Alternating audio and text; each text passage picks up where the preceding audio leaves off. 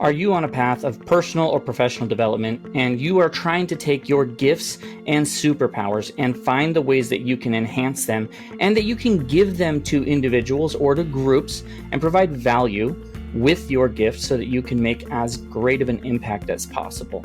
If so, you're going to want to watch this video. Now, my name's Jake. I'm the founder and chief giver of the GIVER method. Now, GIVER is an acronym that stands for, the G is for gift, your gifts or superpowers you have. I is for influence, who you can influence, who's the right people to take your gift to. V is for value, and creating value without asking for anything in return. E is for engagements, like the actual interactions you have with individuals and how to enhance those by using your superpowers and gifts. And then, of course, the last one is R, which is the outcome, which is going to be relationship results and relationship riches. It's our way of inviting the universe to pay us back. Now, today, specifically when it comes to developing your gifts and superpowers, I want to talk about one of the ways that I think is really important to developing those gifts. Now, that's going to be in your engagements, which of course is the E, and how you engage with individuals. So there's going to be some key areas I want to focus on that will help you to up-level the engagements that you're having with individuals while you're trying to deliver value to them with your gifts and superpowers. So let's go through this list and kind of identify what are some of those places that maybe you could up-level yourself, upgrade yourself in your interactions and engagements so that you can make a greater impact. The area of engagements that I want to talk about is going to actually be in improving your social interactions with people. Now, improving social interactions, I believe that there's like 5 key areas or ways that you can improve those social interactions. And we're going to be walking through what those can look like. Now, it's important that we identify those areas of how we connect with others, both in a personal and professional setting, so that we can significantly impact the quality of those interactions and what's happening with them. So improving your social interaction skills, it's not only going to help you build better connections with those around you, but it's really going to help you enhance your ability to deliver these gifts and superpowers to them. So let's dive into these 5 different keys, these areas that I think you can increase and upgrade yourself and start to become better at those engagements by then able to give them more of value through giving them your gifts and superpowers and making a greater impact. Ooh, that was a lot to say. So here we go. Let's start with everything. Real quick, if you're not already doing so, you should like, follow, subscribe to the channel, share, comment, whatever it may be as we go. I love to hear people's feedback, and I love when this makes it into other people's hands so that I can make as great of an impact as possible. The first area that we're going to focus on is empathy. Now, empathy is a term that gets used a lot, and I'm not sure everyone truly understands what it means. So empathy is definitely focused on understanding people's feelings, thoughts, and intentions. And this is so important to having meaningful interactions and having these social interactions. Now, empathy and a couple of the other terms we're going to use in the 5 areas you could focus on, they're actually ones that ended up coming up a lot in my book, The GIVER Method, which is going to be coming out soon. I found that as I wrote chapters about who you can influence intentionally and how to create vivid value and these eager and effective engagements, how often empathy and some of these other terms came up, because it's so true, understanding their feelings and how that's going to make them be more invested in the conversation that you're having with them and how you can deliver more value. You need to understand what their feelings, thoughts, and intentions are as a part of that. Empathy allows you to kind of put yourself in their shoes and see it through their eyes. See it through their perspective, I guess is a way better way of saying that. For instance, if you are, let's say you're at work and someone is super stressed, rather than just being like, all right, hey, it's all good, you can get past this, take the moment to truly acknowledge the workload they have and to identify how they are feeling supported and finding the ways that they would like to be supported, making them feel like they're valued. It's not just sympathy, I feel sorry for you. It's more genuine in connecting with them on that emotional level. So empathy, which is something that I feel like we can never stop practicing or trying to get better at, because just when I think I'm getting good at it, I realize I'm really, really not good at it. So empathy is the first one. The second one, which is another topic that came up a ton in my book, is active listening. Active listening involves so much more than just hearing the words, okay? It's about the eye contact, the nodding, the nodding, the mm-hms, the acknowledging that you're hearing them as a part of that. A great example would be if you have a friend who is sharing a problem and reflecting back and asking some clarifying questions and trying to dive deeper in that. This active listening, it just builds trust, and it shows them that you're engaged with them and encourages them to be more open and honest in their communication, which just means that you'll find more ways that you can deliver value to them, that you can give your gifts and superpowers to them in that engagement. The third way of improving social interactions, which these kind of build on themselves, empathy and then the active listening. The next one is asking open-ended questions, okay? Which that can go along very well and pair very well with active listening. So encouraging others to then talk about themselves, and then finding the ways that you can deepen your connection by asking those open-ended questions and getting them to talk more about it.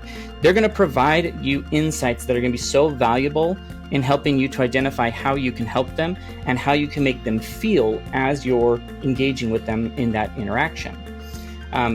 There's all sorts of ways that you could do that. Just make sure you're avoiding questions where it could be like, yeah, no, I guess so, things like that.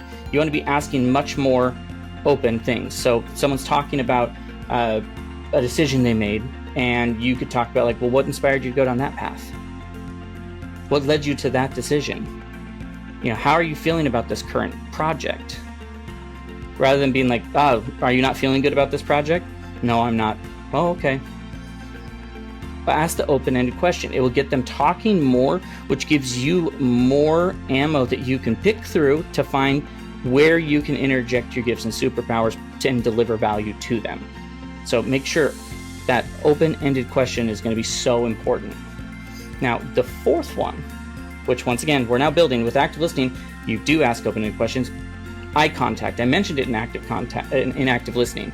Maintaining eye contact is going to be such a powerful tool. It's one I struggled with for a long time.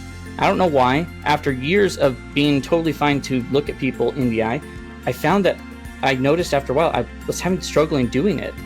And I was like, why am I doing this? Super weird. I actually had somebody call it out on me at a conference where they're like, you don't, like, is there something going on? Like, I just feel like you, and I was like, I struggle with this. I don't know why it's happened. She goes, I noticed like you weren't making eye contact, and it felt weird, but I couldn't figure out what was going on there. It's so powerful. It shows you're engaged. It shows that you're confident. It shows that you have interest in what they're saying as a part of that. So maintaining eye contact, it helps you establish it helps you establish connection, build better rapport with people. So the key to that, though, is making sure that it's nice and balanced and clear and, not awkward. You don't need to be like bulge eyes, like staring at them. But maintaining that eye contact is going to be such an important piece of this. And the fifth one is going to be that you observe body language. So in active listening, we talked about, your body language and how you're oriented and eye contact and that listening, like why those things are so important. But you observing yours and their body language is going to be super important to tell how that engagement is going. Perhaps if you're trying to deliver value, is this being received in the way that you want it to be received? So they're nonverbal cues, of course, as we're looking at body language, but they can provide such significant insight into how they're feeling and what maybe they're not expressing, but you can tell is on the inside of them. So pay attention to that body language. And, so there's going to be things like facial reactions, interactions, gestures, their posture. There's so much that can be said that's unspoken that are elements of the conversation. So, you may have heard things like you don't want to cross your arms when you're doing certain things, or you don't want to be positioned away, or whatever the thing may be. I mean, body language, even to the point where like the things you're doing with the accessories you have. I don't know if you've heard like the whole idea of like if you're ever in a conversation, an interview, at dinner, you should never put your phone on the table. That simple body action movement, people acknowledge as like, I'm not important to you without actually thinking that. It's like a subconscious thing. So pay attention to the body language. I had an experience with this just last week where I was doing a conversation with someone who was considering hiring us for services.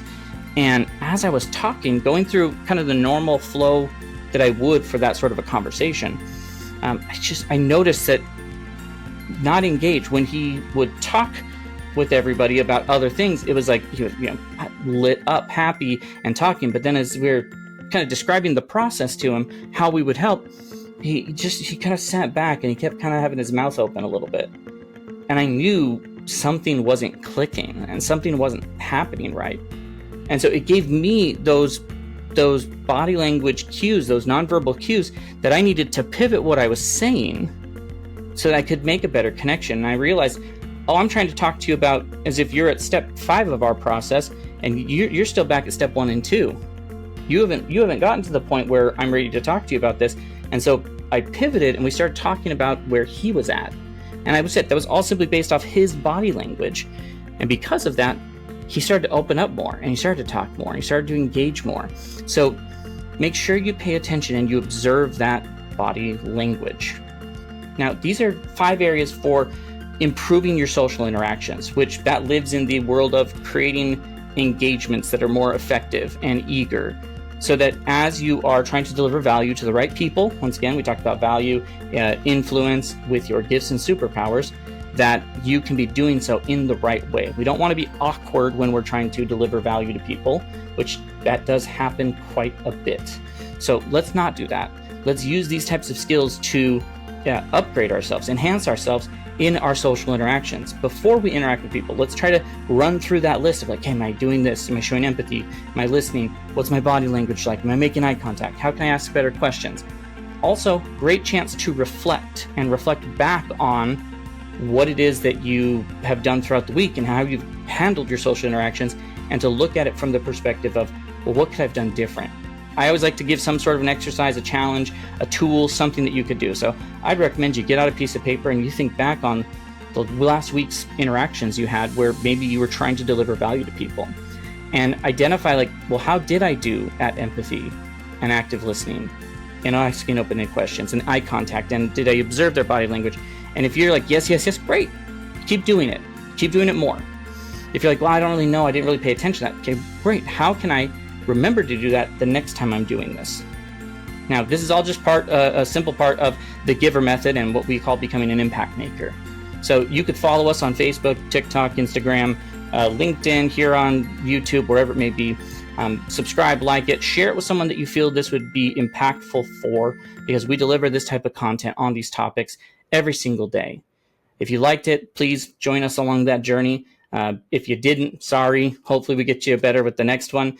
But hopefully you have a great rest of your day and that this provided some value to you. Have a good one.